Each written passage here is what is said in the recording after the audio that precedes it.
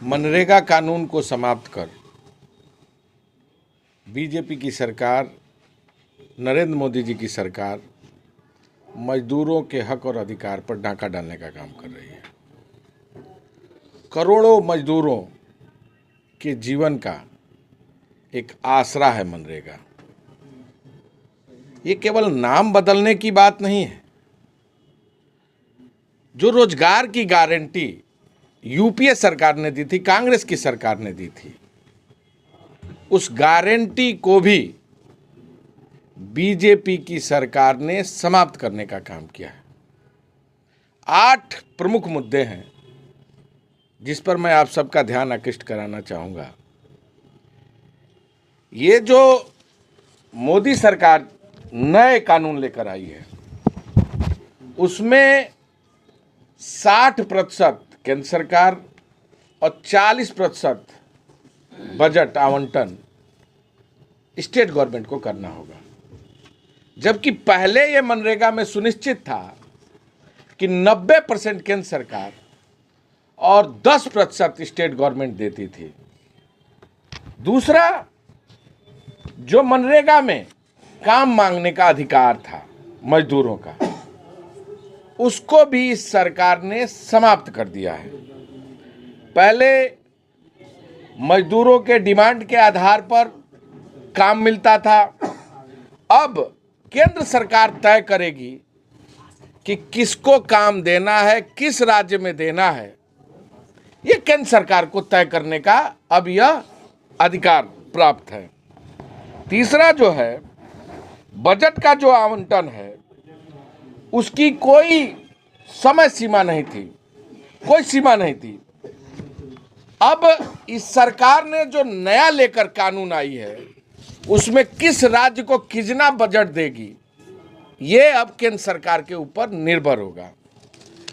चौथा, मनरेगा में 100 दिन के गारंटी की योजना थी। यह गारंटी भारत के संविधान आर्टिकल 39 के अंतर्गत मजदूरों को प्राप्त होता था। ये जो नया कानून आया है, वो सेक्शन 3 में कहा गया है कि यह कानून नहीं है, अब स्कीम है।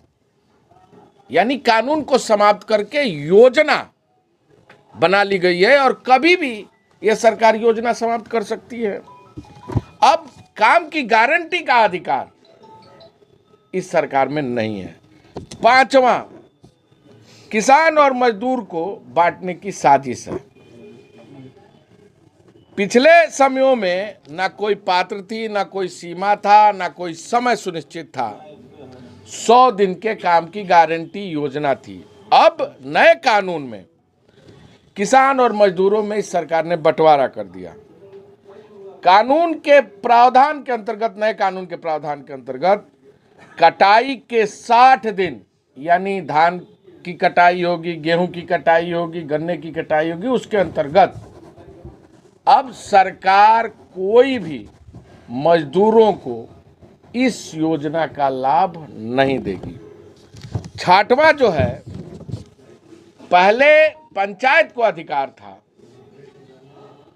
कि पंचायत तय करती थी कि मजदूरों को काम देना है। वो प्रस्ताव बनाती थी, प्रस्ताव पारित होता था, उसके आधार पर काम का आवंटन होता था। चाहे सड़क बनाना हो, खड़ंजा बनाना हो, मिट्टी का काम करना, पोखरे काम करना हो, सुंदरीकरण करना हो। अभी जो नया कानून आया है, धारा 4 के अंतर्गत यह कहा जा रहा है, जो नए कानून में है, कि अब पूरा प्लान ग्राम सभा नहीं बनाएगा, केंद्र सरकार तय करेगी कि कहाँ ये योजना लागू होगी, कहाँ ये योजना लागू नहीं होगी, किस राज्य में मिलेगी, किस राज्य में नहीं मिलेगी, किस गांव में मिलेगी, किस गांव में नहीं मिलेगी। सातवां, अब डिजिटल लोगों को हस्ताक्षर करना होगा, यानी बायोमेट्रिक। अभी जो आंकड़ा आया है, 27 लाख से अधिक मजदूरों का बायोमेट्रिक नहीं हो पाया, इसलिए कि जो मजदूर काम करेगा उसका अंगूठा घिसेगा, वह समय पर बायोमेट्रिक में काम करेगा या नहीं करेगा।